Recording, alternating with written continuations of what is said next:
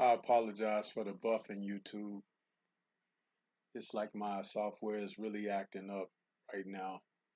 I don't know what to do about it. I've talked to a couple of people, and one minute is telling me everything is good, and then the next it's like acting up on me.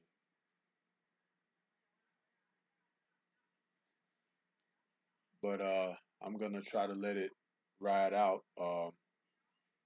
Want to say good afternoon to all of you guys. Hope everybody's doing good. Um, I didn't come on last night. I was in a fight, and I really didn't like what I saw out of his fight. Um, I didn't like what I saw out of the Charlo fight. But all in all, Charlo and Adams fight was a better fight than people thought it was going to be.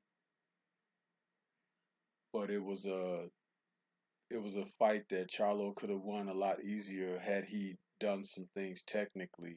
Um, but I understand he did hurt his hand in the fight, his left hand. But um, sometimes when you're not prepared for a person totally, they can surprise you with some things. And I think Adams was able to surprise him with some particular body movement tactics, something he may not have been prepared for. But I saw that in Adams. It was just a matter of if Charlo was going to allow him to execute it or not. Hustler Slim, what's good with you, bro? I see you out there joining us. Um, Yeah, this is kind of a hybrid stream that I'm doing right now. I wasn't able to do my Friday night chop session. My internet went out at home just as we were going live, and everything's been a little choppy and iffy ever since. I didn't do the show, post-fight show after the fight last night because I got tired and went to sleep. So I'm just kind of winging it today. If any of my brothers come into the fold, they'll be welcome to join me. But right now, it looks like I'm riding solo, which is okay because you guys recognize my voice, right? Stormy B Man been out here for a minute, so it's not like I'm a stranger to you brothers. Derek Bailey, what's going on with you? Salute to you, brother.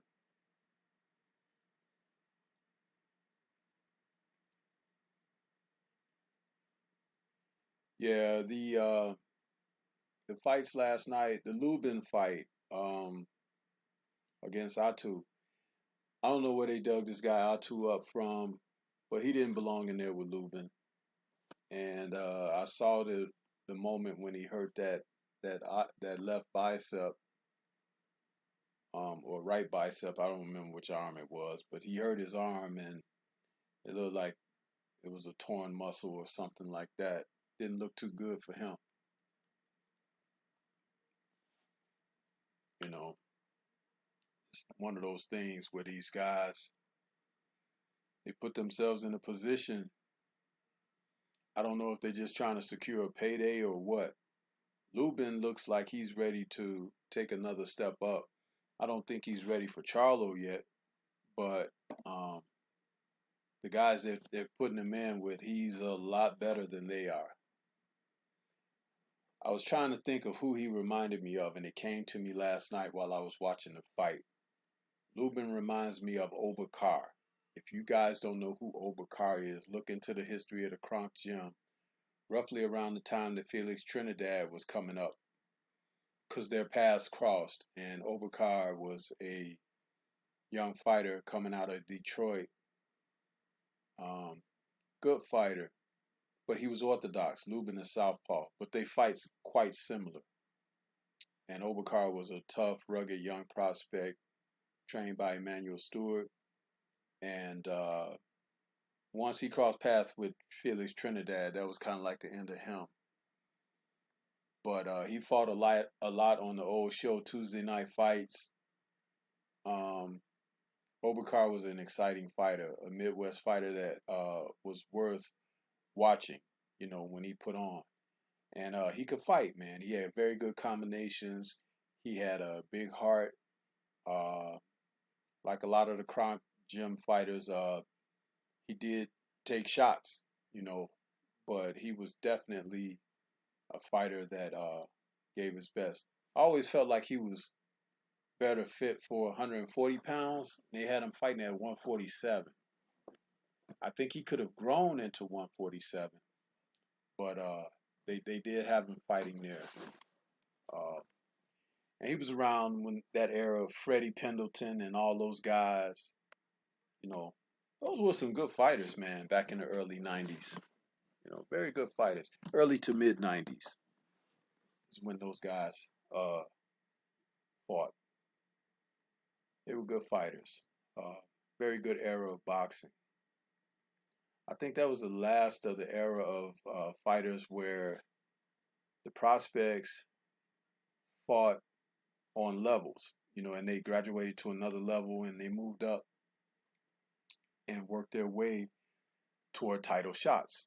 And some of them became champions. Some of them became guys who got multiple title shots because they were that good, but maybe not totally crossed the threshold of champion. And it was always exciting to watch those guys, very much. So yeah, Derek Bailey says, yeah, I remember Oba. Yeah, Oba was he was cool, man. Oba, the Motor City Car, good fighter, man, very good fighter. So yeah, man. So Lubin, he did what he was supposed to do, but I think he's ready for that next step up.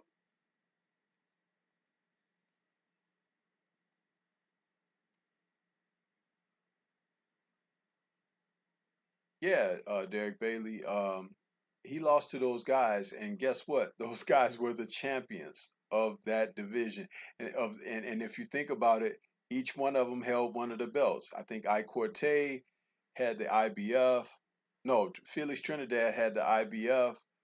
Uh, De La Hoya had the WBC, and Corte may have had the WBA, if I'm not mistaken, at one point, or he was at least right there in contention. So those men were, around robin, man, and they fought each other. You know, that's another thing. They all fought each other. I don't think Corte fought Trinidad, but Trinidad fought both De La Hoya and Overcar. So yeah, good stuff, man. Thanks for that, Derek Bailey. Shout out to you, bro. Um, I'm trying to think. The Charlo fight with Adams. Brandon Adams. I'm sorry. I'm still a little fatigued, so forgive me for getting names crossed up. That's not very nice. It's not responsible. But Brandon Adams came in with a game plan of making himself an elusive target for Charlo. And in my fight breakdown that I did, I think on Ack Reacher's channel yesterday, I said that his best fight would be in close to Charlo, where Charlo wouldn't be able to get the same amount of leverage and power on his shots, but would he be able to work his way in? And at some junctures of the fight, he was able to do that, and he made it for a more far interesting fight than uh, Charlo intended it to be. But where I felt Charlo uh, missed his opportunity was to first and foremost establish the jab right off the bat. That's not to say he didn't use his jab, but I remember by round three, I was sitting here watching the fight with my wife, and I was saying, he's trying to knock this guy out too much. He's not looking to set the knockout up. He wants to hit him hard with everything. And he was a little winded. He was in condition, but he was winded and he burned up and expended a lot of more energy than he needed to because he was just trying to get Brandon Adams out of there. Sometimes you can just set the knockout out up so easily by just boxing, man. keep the guy at the end of your jab, stick him, move around, do some things that would put him in a position to kind of question, what's really going on here, that kind of thing. That's what he could have done. Reggie Owens, what's good, brother? I'm gonna send you a link, man. Reggie. So yeah, he could have kept him at the end of the jab, tie him up in close, push him off, step around.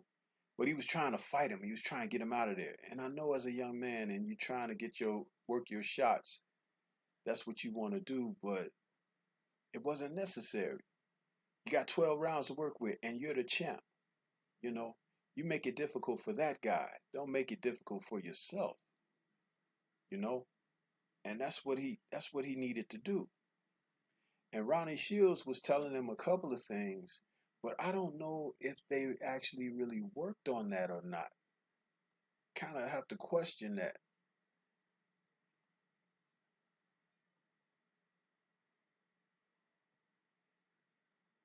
So that's what I saw with that.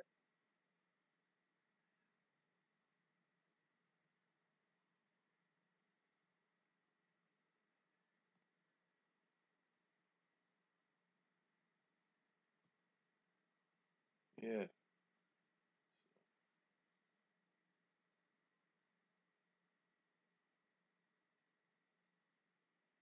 But yeah, man, it was uh it was a tougher fight than it needed to be for Charlo last night. Much tougher than it needed to be. Much tougher. And I think that Charlo, he can learn from this experience. But that's what I said earlier also about these guys needing to face various types of styles and competition even before winning titles. Learn how to fight before you become a champion. Learn how to fight, you know?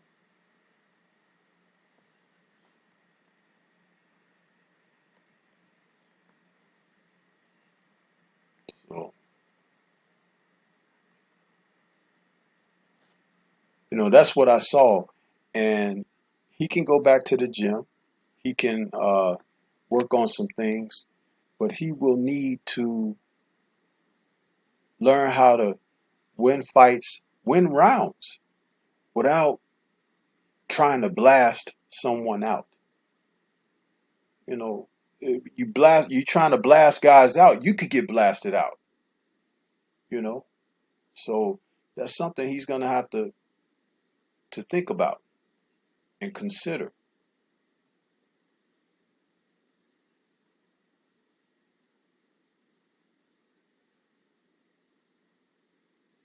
Let me welcome my brother Reggie Owens. Boxing conversation with Reggie Owens is in here with me now. What's going on, Reggie? Oh man, nothing up here. Just enjoying the Sunday morning, listening to this good boxing talk, and you going over the review of yesterday's fight.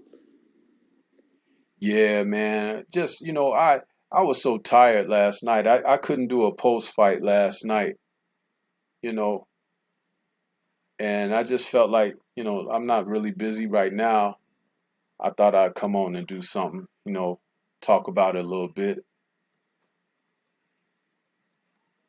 Yes, indeed. Yes, indeed. And it was a pretty good fight, man. I really enjoyed that car. I really enjoyed that Claudio Morero fight versus Eduardo Ramirez. But the main event fight was very good. But Morero showed so much in that fight he had yesterday. Yeah, it's funny, man. As the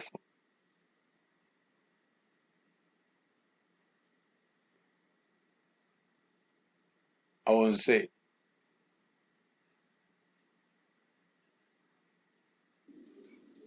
I'm I sorry, couldn't hear you. I was reading the chat. Uh, Derek Bailey says that's why I think Andre we will beat Charlo Stormy.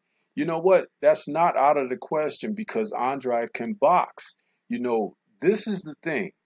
Having power can be a blessing and a curse.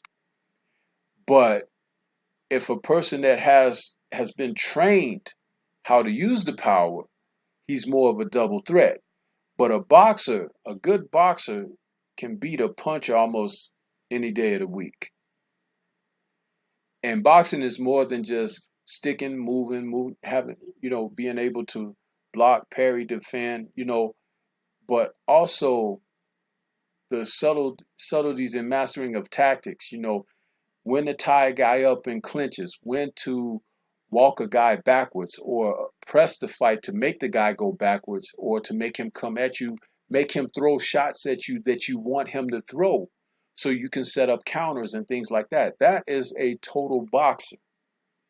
And you're not seeing a lot of that from guys today. You're seeing parts of it who want to power punch and think that they can get everybody out of there.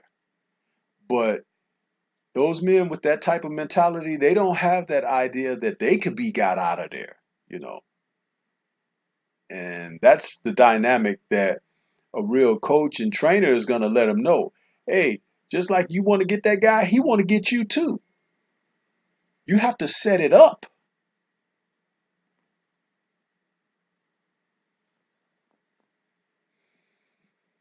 Yeah, I think with that fight yesterday, more or less of it was just probably him kind of underestimating the opponent, also playing into the thoughts of what many observers expected for him to get Adams up out of there.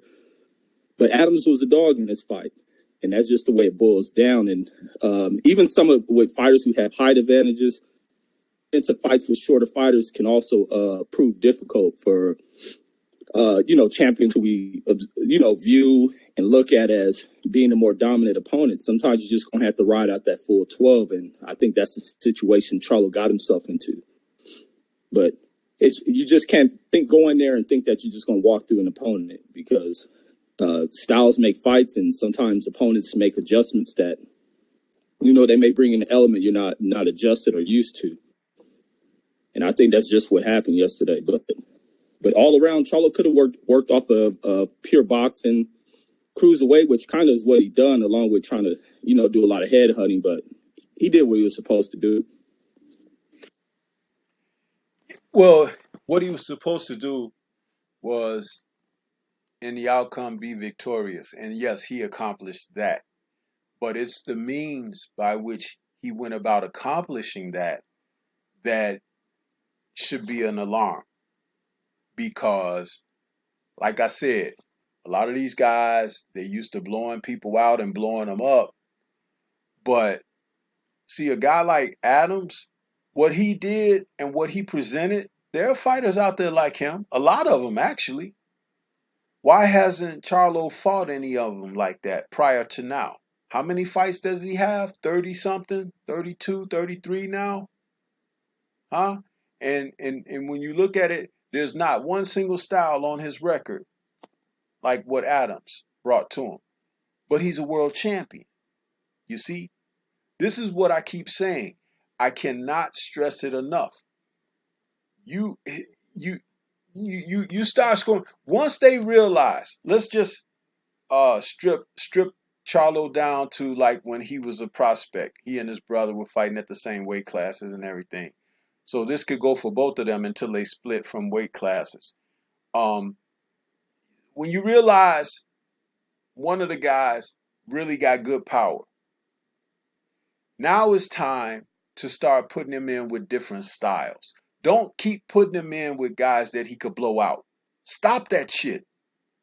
Put him in situations and scenarios where he can learn how to overcome adversity. That doesn't mean adversity doesn't always mean a threat to him losing, but it could mean a challenge to the skill set he has so that he knows that when they go back to the gym, what they need to work on.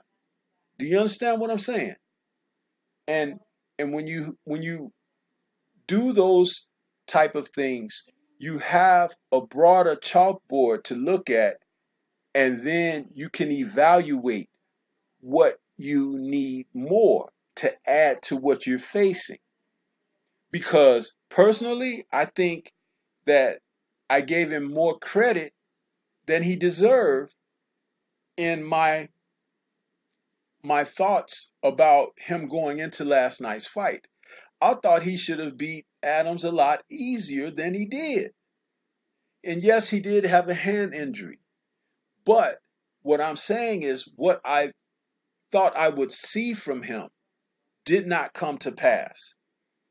I thought that I would see him settle into the fight, start sticking the jab, stepping around the guy, making the guy run into shots because you're the champ. He has to come and take the title from you. You don't have to hunt him down. You understand? Even though you're the stronger guy, you're the bigger guy, whatever, keep him at the end of that shot. The only time he could have hurt his hand is in pursuit of the guy when the guy was going down underneath him like he did, and he's punching either down on top of his head or something, and he could hurt himself like that. He's not going to hurt himself stepping back a little half step, just like when Lennox Lewis was fighting most of his heavyweight opponents. He was taller than most of them. So he didn't have to go hunt guys down. He could stand there and let those guys run into his shots and set the shots up because they have to try to do something to get in on him. And see, that doesn't mean that you're weak when you give ground if you understand why you're giving ground. You see, it's not a weakness. It's actually giving more credence to what your abilities are. You're not one-dimensional, and I do not believe that Charlo is one-dimensional, but he is single-minded. And that single-minded is he just wants to get the other guy out of there. Well, one day there's going to be a guy who's capable of getting you out of there. Because even though Adams was smaller in physical stature, he landed some shots in there that had he been a more dangerous puncher, Charlo could have been in some trouble. But he wasn't that much of a dangerous puncher, but he had enough to make Charlo respect some stuff. But Charlo didn't give him total respect because he was still trying to knock him out. You set the knockout up. When Terry Norris fought Julian Jackson, man, he boxed the dickens out of Julian Jackson in the first round. But in the second round, he got caught admiring his work, and Julian Jackson only needed that split second to drop that right hand on Terry Norris and knocked him clean out. And it was over, just like that. And guess who Charlo reminds me of? Terry Norris. When Terry Norris was young. Terry Norris used to like to be a destruct and destroy type fighter. But you can't destruct and destroy everybody. You could be destructed and destroyed. And you have to understand that. You bring that into the fight. And Reggie, I'll let you give your take. I just want to read a couple of more of these comments. We got Macadon One who's come in and says salute Stormy B Man with the fire. He says facts. Derek Bailey is saying salute Macadon One. Social scientist says it's been said that Charlo ain't special, bro. He don't set up shots worth a damn. Macadon One again saying set traps.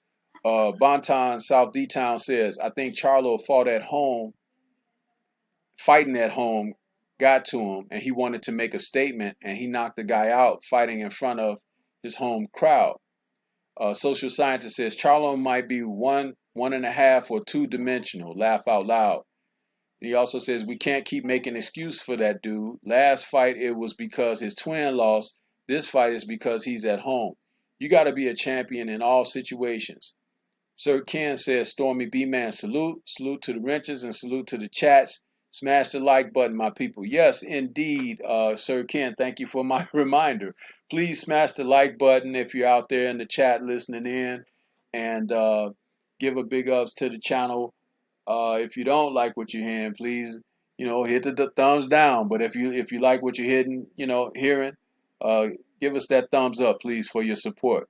Reggie, you got something to cook on what I was just saying? about the Yeah, yeah, tactics. because yeah, and I have to go against a little bit, especially with what social scientists are saying. And I don't there hasn't been any excuses made for Charlo, and Charlo really hasn't looked bad in any of the fights he's been in. Yeah, he can stick to more of the boxing, but when he's in there against a fighter who poses no offensive threat to him being a young fighter, young, hungry, and aggressive fighter, he's going to impose his will.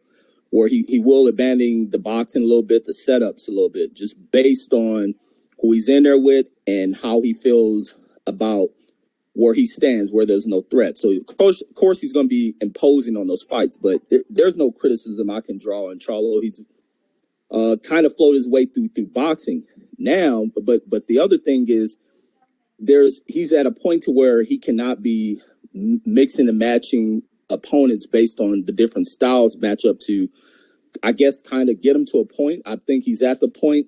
His thing is he's at the championship contention type levels, and it's just unfortunate that the big names are out there ducking him, and even Andrade has to be brought into that into the equation of opponents that are avoiding Charlo, because last night in his post fight, not once would he ever mention Jamal Charlo. He acted as if Jamal Charlo didn't exist. He only spoke of Canelo and Triple G. Where's the up? You got another champion that sits in the division. Why isn't he being called out? So there's just this deep level of avoidance going down. It's not the step down type opponents that they're picking for Charlo. Charlo's just being clearly avoided. And it was also something that Jim Gray pointed out. And Jim Gray is a cat who I hate with it, not dislike. I really hate Jim Gray just based on the years of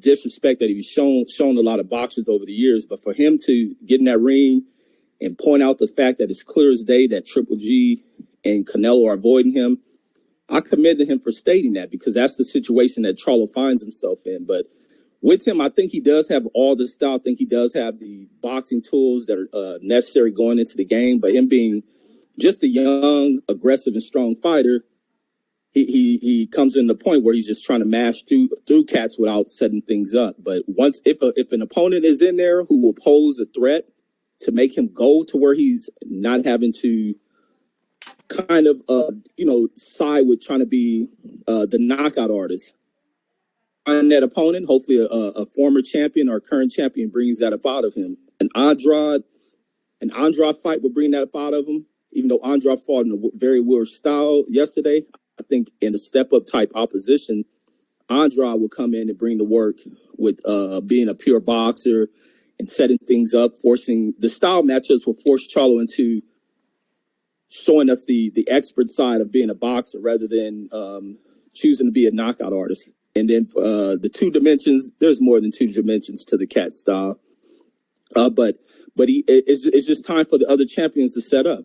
It's not Charlo who's ducking and avoiding facing the best. It's the other guy. So the finger has to be pointed on the other side of things. And also the other thing is how these networks stepping away. So now we run into the issue where all those guys are sitting over there on that DAZN side of thing, which is a side that doesn't do anything for the sport of boxing to broadcast it to a worldwide base. So that's the other issue. You run into that with the whole DAZN thing. But if that's something that has to happen, hell, it just has to happen. So, but yeah, that's all I have on that one. Yeah.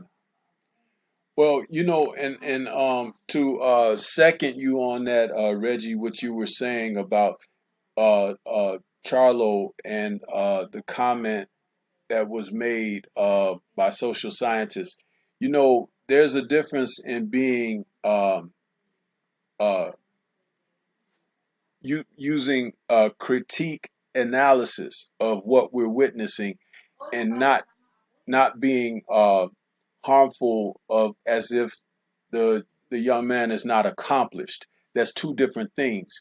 And I want to stress here, I am not here to even come across as trying to bash, Charlo, because he is an accomplished young man and champion, and I respect him. What I was trying to talk about and point out is the diversity that fighters can show when they have faced certain styles. Now he has faced Adams' style.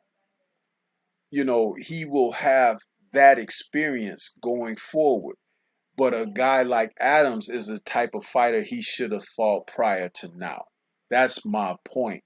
Because those are the kind of fights that are telltale as far as what you may need to work on. And this is not trying to strip away if he's really as good as we think and this and that. That's not that at all. We're just taking a moment out because he was successful. He won practically every round of the fight. I don't think Adams was in any type of position to be threatening as if he were going to have a victory.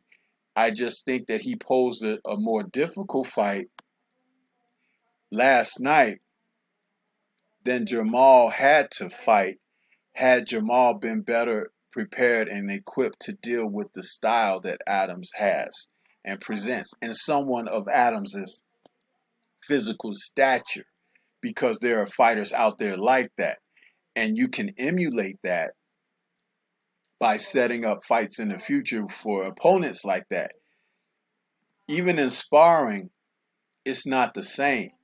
You have to have opponents that do these things. It's just like if you have opponents that are dirty fighters, guys who will hit you below the belt, guys who will elbow you and rough you up and do little tricky, dirty little things that you never had done to you. It's not until you face that and you be like, oh, I know what to do next time, or you go, they give you something to go back and work on. I mean, do you understand what I'm saying with that, Reggie?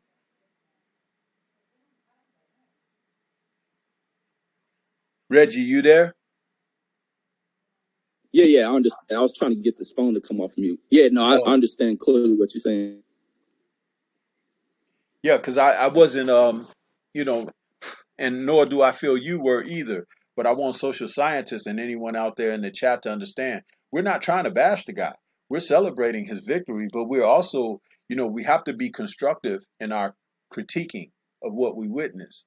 And please, as a person who watches fights and views fights, understand like my perspective is coming from a great deal like as a coaching perspective. I am not here to again like take away or try to diminish what was accomplished because listen, the fight game is very tough and I understand that. No one understands it like me. I understand that.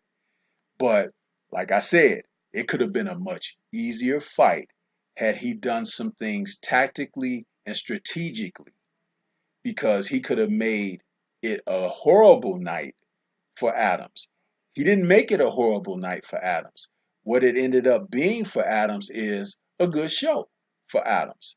And Adams is now off of this going to get more fights and more considerations. So again, Adams was able to accomplish something very positive, and Charlo was able to accomplish the most important thing was to go home with his title and his health and well-being. Well, he did suffer a damaged hand, but even in that, don't you know? Even in you working in the gym, if you hit a guy on the head certain kind of way, you can hurt your hands. Don't you know that already? So in a real fight, you're taking care, you watching incidents, you can have accidents, but there are certain instances when things are happening and they're happening repetitively. One thing I didn't hear Ronnie Shields say was whenever Adams got in close to him, where they could be like in a clinch type situation, for Charlo to just put his weight on his body and just push him down like he's pushing him down to the canvas. I never heard him say that at all. He was the bigger, more physically imposing guy. That's exactly what you're supposed to do tactically in those type of circumstances. Huh? Put your hand on the back of his neck. Pull him down into the scruff of your chest. Okay? You can't do nothing till the ref come and break you. And if he's trying to break free from you, he's burning up excessive energy trying to pull away and everything. And over a 12-round fight, wrestling and stuff like that, you know. But again, maybe he was a little stronger than Charlo thought. But if he was, then Charlo is supposed to be prepared for the strength factor as well. You understand? He's the champion.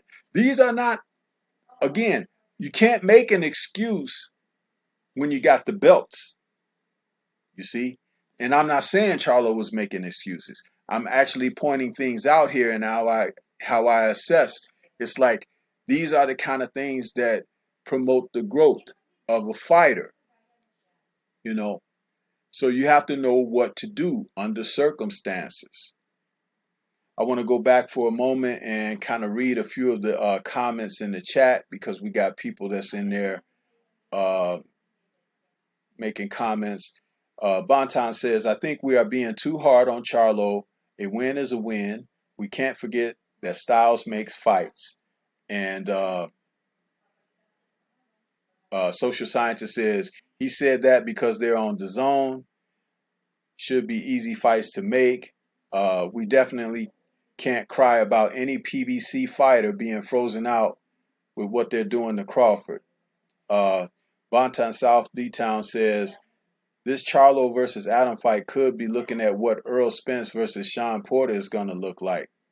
That's kind of possible, but I do think that Sean Porter brings a lot more offensively. Social scientist says, I get what you're saying, Stormy. I just never thought Charlo was that great. That's not a knock. It's just what I see.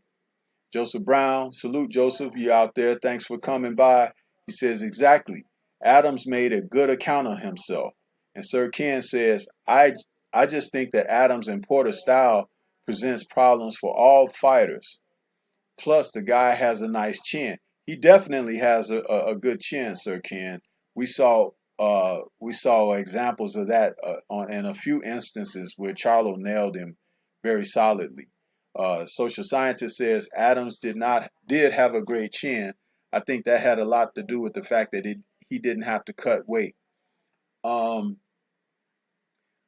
there was something else that I wanted to say off of one of these comments here. I have to just get my thoughts together a moment. Um, Social scientist, again, when you said you're not saying that Charlo was that great. Um, there are not a lot of great fighters out there today. There are a lot of good fighters who have potential for greatness.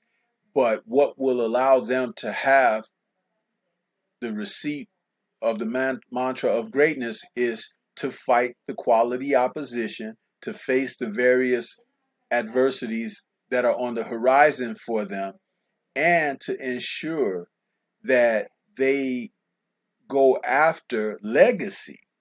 That will lead to greatness.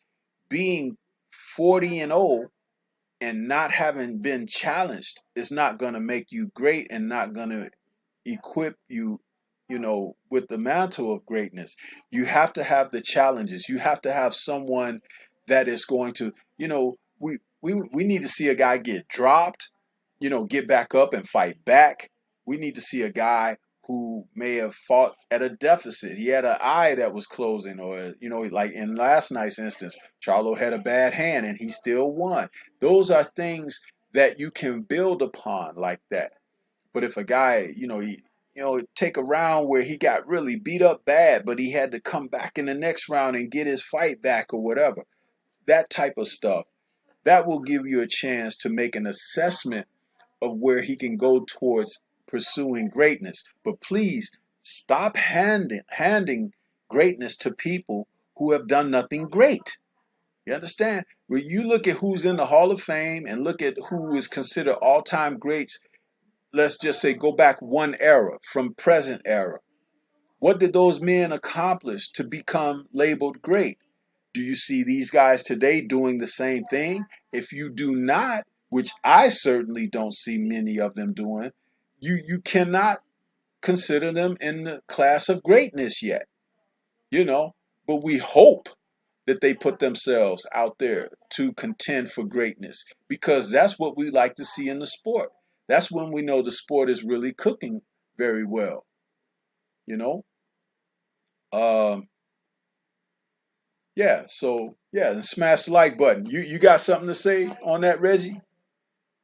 Yeah, yeah. A response to just a couple of the comments, but when it comes down to where we're kind of like right at the cusp of having another great era in boxing, but the deep level of avoidance and us getting us these big great, the big fights is coming from the ducking or the network built stars such as the Canelos, Triple G's, who act like they're above the sport and they pick and choose, maneuver, duck and dodge because they think they're above the sport and they want to have it the easy way instead of going all out fighting the big names that are up there, the big name up and coming young fighters who've reached the pinnacle of success and are right next to these dudes, and they're doing everything they want because they have corporate type backing, which helps to make those maneuvers. But those days are kind of being hacked away and they're fading away to where now the criticism is being shot right at these former network um, network secure divas, being the Canelos and the Triple G's. But when it came down to social scientists, he'd be real critical of Charles' performance. Charlo went out there, did what he was supposed to. Um, I don't see how you can have any knock on him, but if you want to also bring criticism, you have to bring criticism to the performance that Bubu Andrade had. But even stating, but the thing with the Charlo fight yesterday is Brandon Adams brought an element that has to be brought within the game, and that's for any fighter who steps into the ring when everybody is looking at them as having no shot or no chance.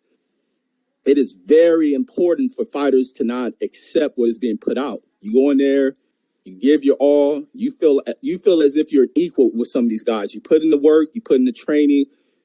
It's a fight. You have just as much as the chances as a champion. And that's what I like from Brandon Adams. He came in there, gave it his all. He ain't coming there for a paycheck. He came in there to thump it out. And that's what he's supposed to do. And you make a fight difficult for a champion. That's what has to happen. But regardless of how pretty or how ugly a win is a win. But Charlo dominated the fight. So it really is no you really can't take nothing away from it. But if we want to be critical of performances and the way things work out, we have to do the same thing in the Andrade versus Selecki fight. I don't know what the hell was going on in that fight. The style was weird, but I don't know if Andrade was playing around with the guy or what went on with that. Um, but all in all, just going forward, I think Charlo will have a great level of success regardless of who they put him in the ring with. But we have to get these champions. All the champions can't be going after one or two guys. There's other guys out there, or there can be a splitting where the four premier guys in the division can face off and match up. But if these guys continuously duck Charlo, duck Andrade, I would like to see Jacobs step back into the picture. And the unfortunate thing with Jacobs is Jacobs will give it his all when he's fighting another black fighter.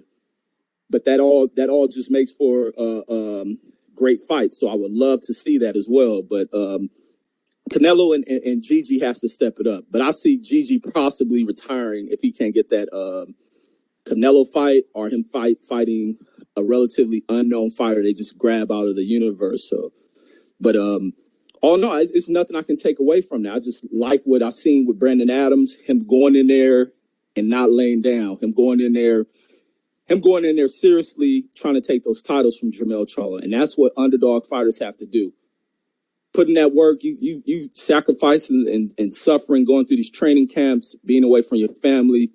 You don't go in there to lay down. So, but that's what I have to give for Brandon Adams. It's just my hats off to him, regardless of how he found his way back in the sport. And his story is a great story. Him coming off of that knockout, suffering a knockout, being away from the fight game for 3 years, and then getting an opportunity through a television show, and then stepping right into a championship challenge. So that's just a great story on Adams, man. I like his story. I like the performance he went out there and gave, and he's opened the door for himself, and that's what contender written off contenders have to do in the game. Now this dude's about to add more money in his pocket. It's been a great year for that young dude.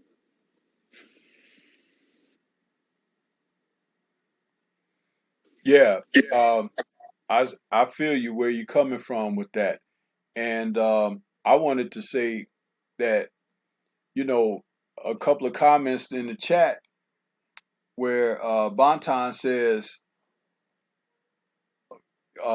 South D-Town says, actually, Charlo was setting up the knockout. He kept setting it up with the same knockout punch, the uppercut, but Adams had a great chin, and that punch didn't phase Adams. And Derek Bailey says, Stormy, what about Charlo's lack of body work? Uh, Social scientist says, Bonton South D-Town, that's just it. If the same thing isn't working, creativity is what sets you apart. Like Joshua kept trying the uppercut, left hook combo against Ruiz. I have a lot of criticism of Andrade too. He usually sets his shot up better than he did last night. As well, my criticism knows no bounds. Laugh out loud. Oh, hey, can I respond to the one about the body work? Sure, go But ahead. but even when it came up to the setups, Charlo was setting a lot of things up. It was just you got to give credit to what Brandon Adams was doing. Brandon Adams was slipping, rolling. Head movement is everything. Brandon Adams didn't stand in front of Charlo. He moved well. He slipped and rolled a lot of punches to where Charlo was trying to set up the where he'll double up on that left jab and what Adams was doing, almost kind of what Tyson is doing in the video you have in the screen, where he'll double up on that jab. Brandon Adams will roll down to his right. He'll lean down to the right, exposing the left side of his face. Charlo will try to come down with that, and Adams was rolling that. When Charlo will catch with uppercuts, he'll follow up with other punches, and Adams is just rolling well with it. Adams did great movement, and shit. Sometimes it's just hard to get things off, but as long as you're still committing to your punches. The body work was hard, being how short Brandon Adams was. Brandon Adams being short and compact like that is very risky to try to work on that body.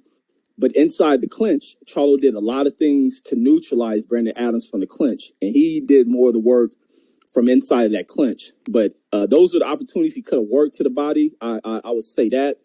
But he did utilize the uppercut inside the when they fell into the clinches. So Charlo was the more dominant fighter inside the clinch because he did some veteran type things inside that clinch to kind of neutralize Brandon Adams getting shots off, and that was just kind of blocking the arms out, not allowing him to throw anything while he got his work off. But it was just body work against a fighter who's built like Brandon Adams is just really tall, just based on the advantages in height. So it was hard to shoot anything to the body, but Brandon Adams was doing the right things defensively. He moved, he didn't stay in place, and that was a real intelligent thing. And that just shows that Brandon Adams put in that work inside a training camp, and he's learned from that defeat that he suffered from not from being stopped from John Thompson. He's learned from that, and that's what fighters have to do. You have to learn when you suffer.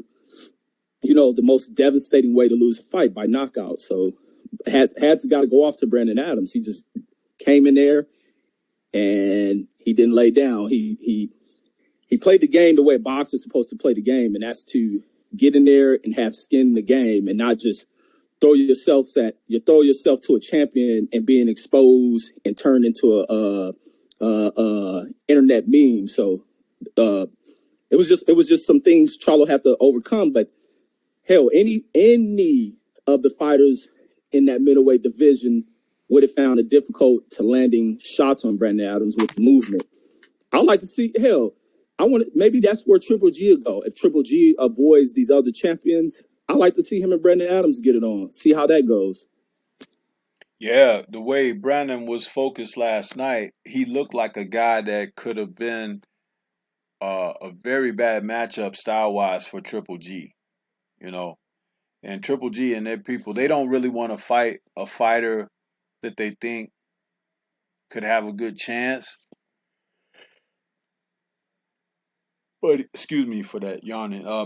But eventually they're gonna slip on a banana peel because there are fighters out there who are looking for opportunities. And Adams did seize his moment last night, and he proved that he belonged, in there with big boys. So you can't fault him or even shun him for that. What I wanted to add about the body work comment was this.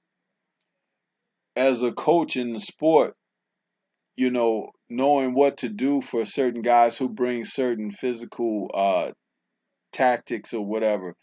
Like, and you mentioned like the little avatar that I got playing in the video there with Tyson and James Quick Tillis. When you see a guy go down low like that, do you know what you're supposed to do? I'll ask the chat and I'll wait for a response. If you see a guy go low like that in the chat, what do you guys think that the fighter who's opposing that shorter low fighter is supposed to do? And then Reggie, I'll pose the question to you. What is the opponent supposed to do when a guy's getting low on him like that? With me, what I'll think is, can I answer now or wait for the chat? Let's give the chat a minute to respond, and then Okay. we'll let you respond. First.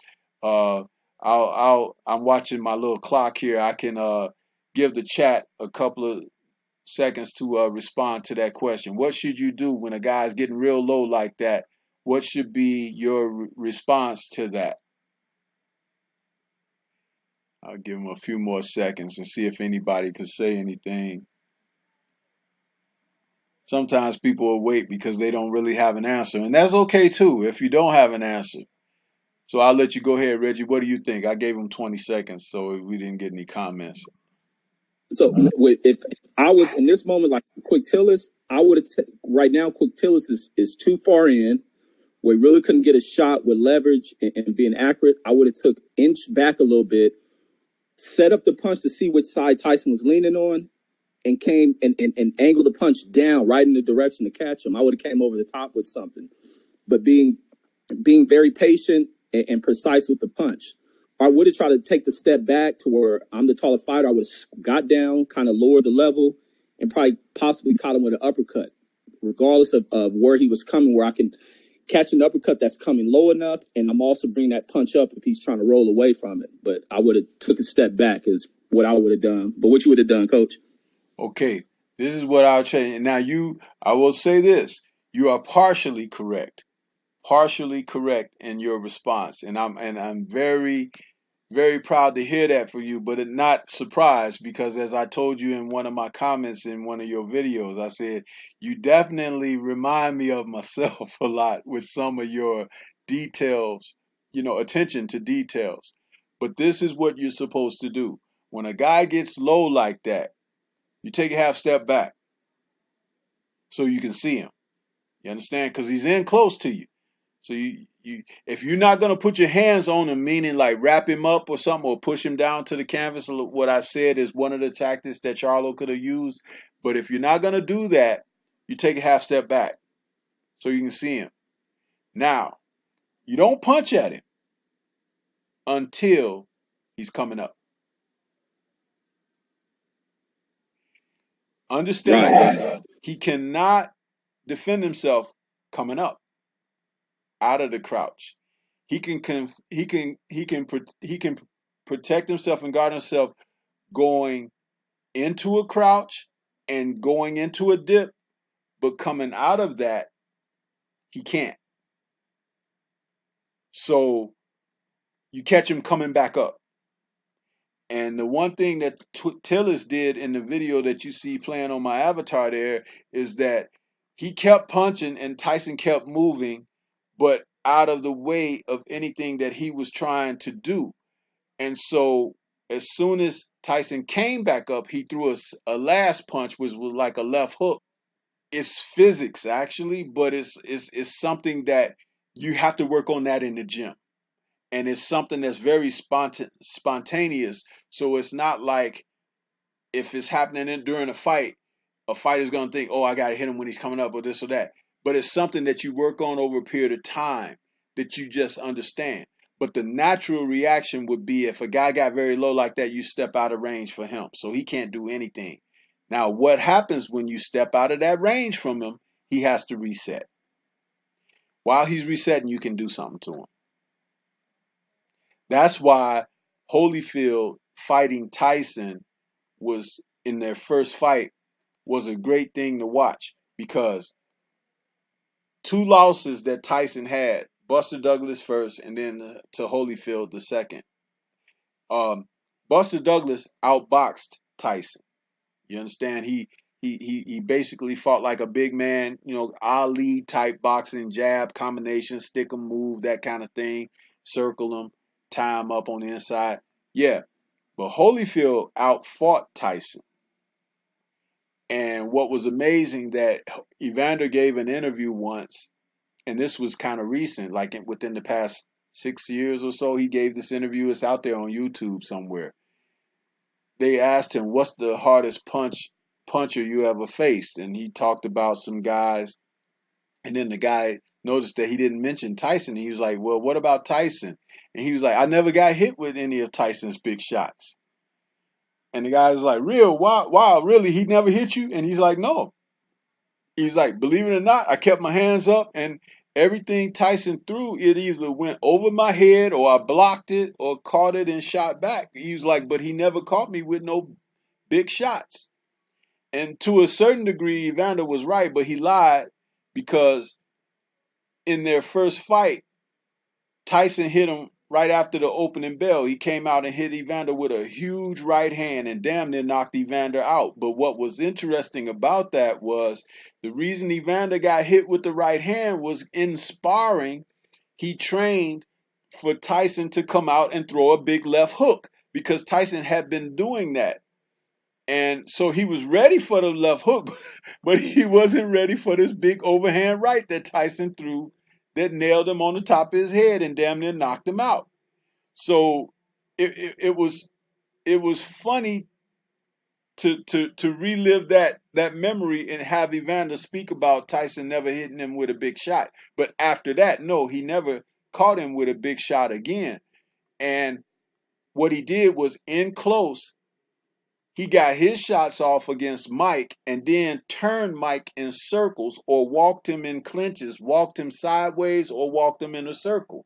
And so Mike, who always need leverage on his shots because he's a slugger and he punches with leverage, he couldn't get leverage on his shots because his feet was constantly moving.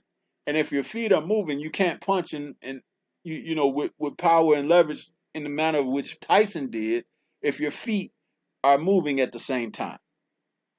See, very scientific, tactical, and strategic, but it's physics. You can't do certain things. And so that was something that they had prepared for, but Mike hadn't prepared for, because most of the men that he was fighting didn't have that acumen. Now, if Kevin Rooney was still with Mike, he would have told Mike what to do, because that wasn't something new to Mike. It's just that Mike had begun to forget more than he ever learned.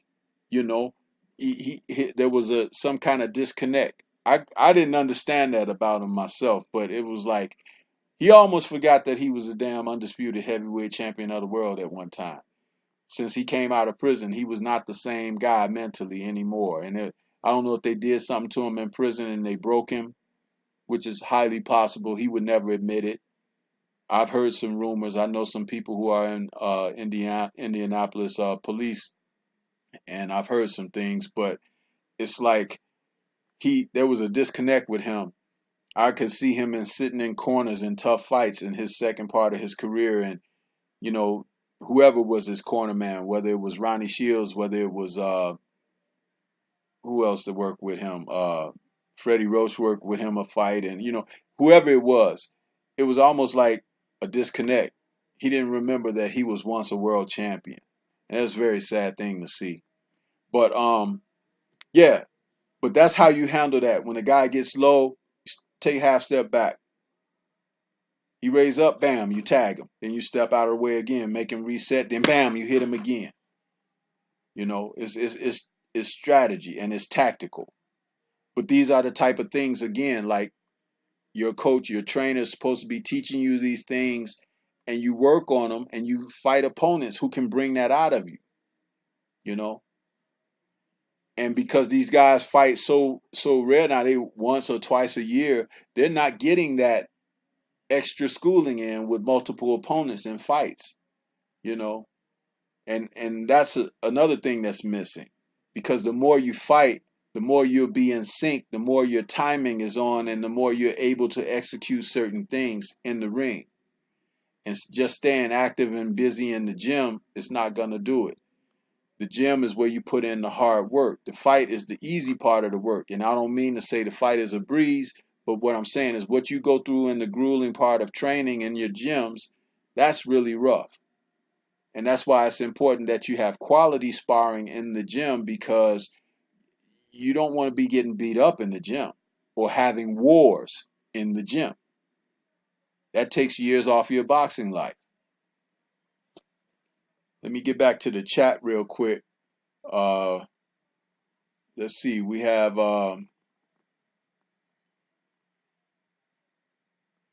Joseph Brown says a lot of people underestimated Adam's temperament as being a weakness. Just because you're a nice guy doesn't mean that you're a pushover.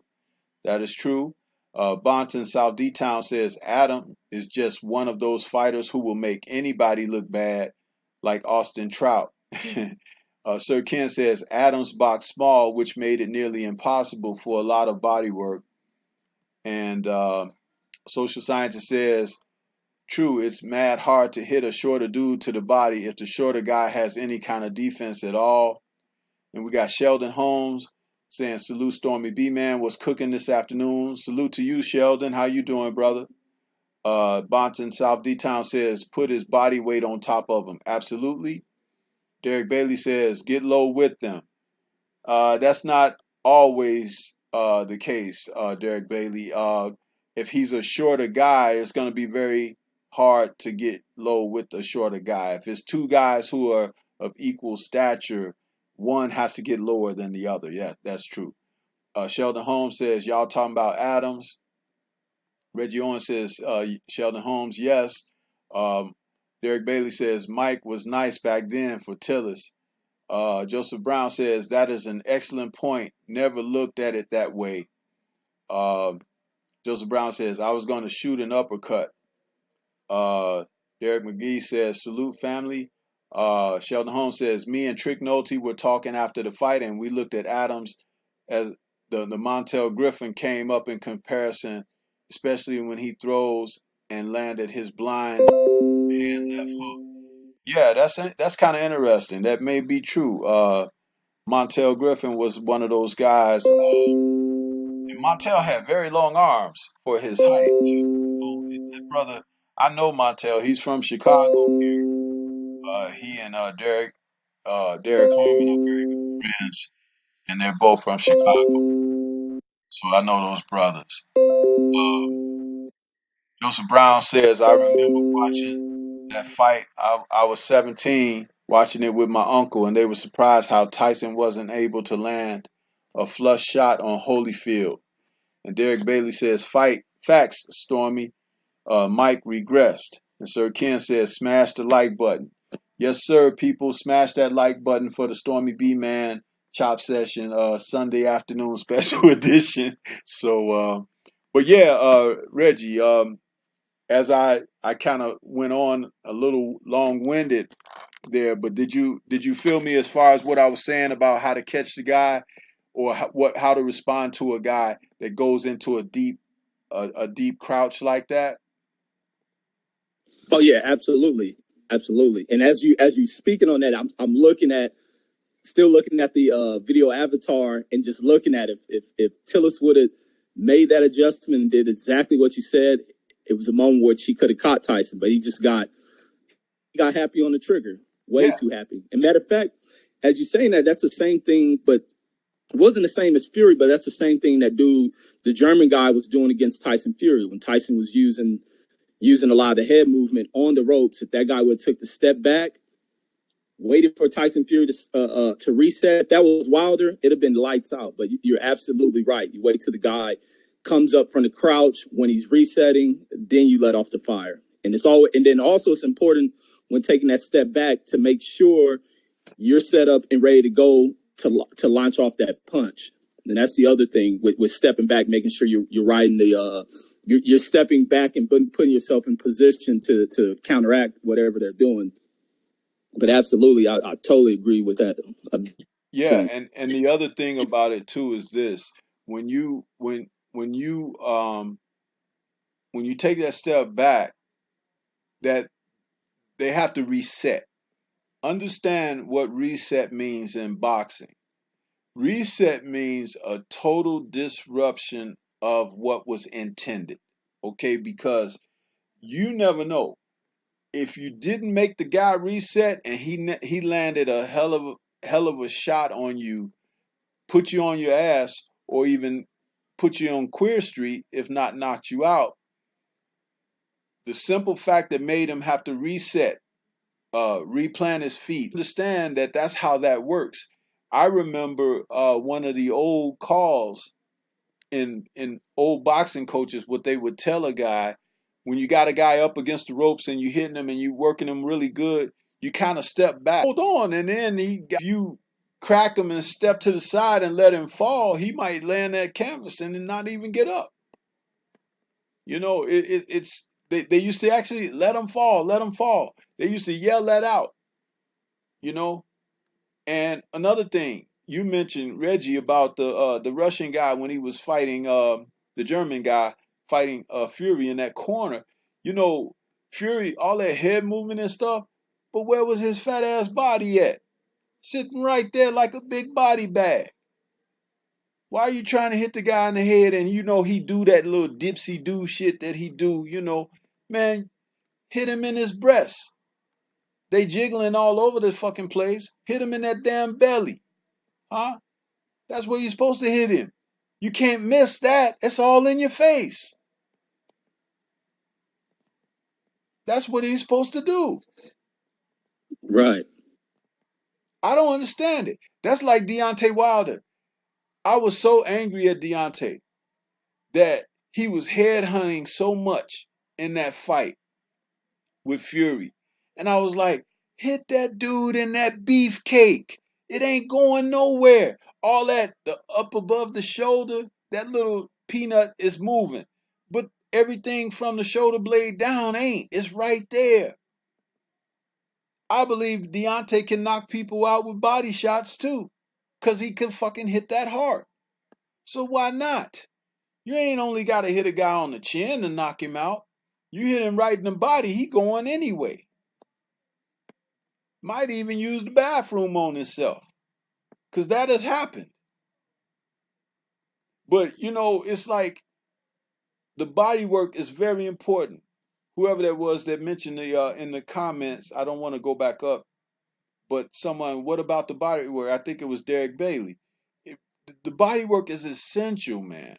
But in Charlo's instance last night, the body work was not necessarily going to be much of a factor for him, but he could have kept Adams on the end of his jab by taking a half step back, stepping off to the side, left or right, running the guy into his shots, and then waiting for Adams to throw something and counter it.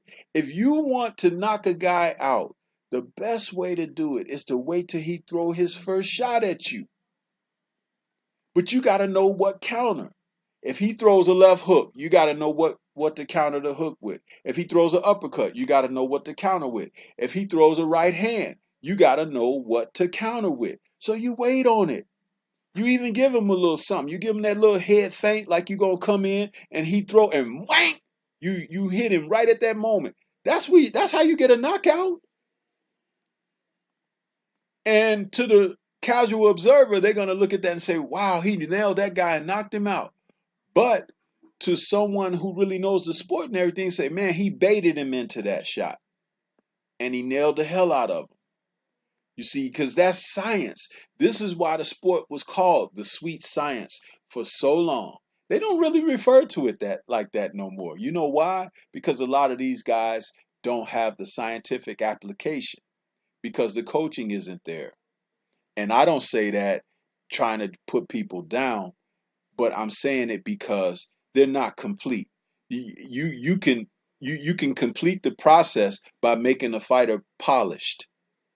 If he's polished, he can go on. He could go on without you.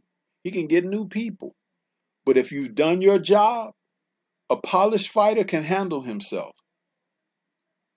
Look at Larry Holmes as a former heavyweight champion. Larry Holmes came up under Eddie Futch, you know, and he was in the gyms with Joe Frazier and Ken Norton, those guys. And when he went out on his own and he became a contender and everything, but Larry Holmes had the whole package, man. He had the intestinal resolve, he had the skills, he had courage, and he was able to put it all together. And in almost all of his title defenses, you saw something out of him that was like, wow, that's why he's a champion. He's a great fighter to watch. A great fighter to watch.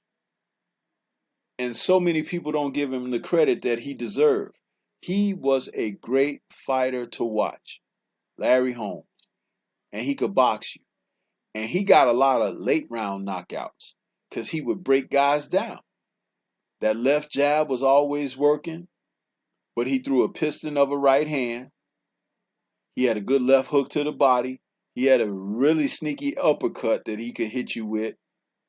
Larry Holmes was something else, man. And he could take a shot. He'd get knocked down, but guess what? He'd get up. He'd shake it off. You see him shaking his head like, let me clear my head, and he'd go back and knock the other cat out. A real champion, man. And what else takes away from the complete polishing of a lot of current fighters is the avoidance of the best not fighting the best. Because when you're being put in there with opposition that you're just going in there walking through because you're just that many levels above the opposition they're placing you in there with, where you're getting these guaranteed wins, that really does nothing for you. You're not really gaining the under the light experience because you're in their face with somebody that you're just going to get nothing from. They're not going to push or press you. And a lot of the great fighters, they fought a lot of the great top tier opposition. The school of thought, the school of training was much greater than it is today.